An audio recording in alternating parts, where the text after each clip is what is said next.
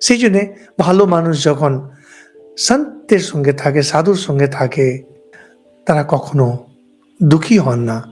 সৎপুরুষের এমন মাহাত্ম্য।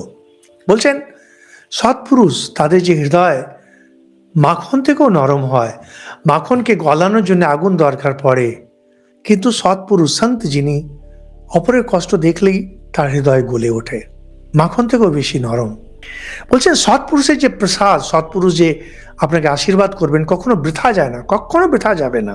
নাচা প্রসাদা সৎপুরুষও মোঘো, কখনো মিথ্যা যায় না, আর কারোর কোনো স্বার্থের কোনো হানি হয় না। বলছেন আর মান সম্মান কখনো নষ্ট হয় না। যিনি সাধু পুরুষ, এই তিনটে জিনিস জীবনে, কৃপা আপনি পাবেনই পাবেন, অর্থ পাবেনই পাবেন, সম্মান পাবেনই পাবেন। বলছেন সেই জন্যে সাধু সঙ্গ করতে হয়।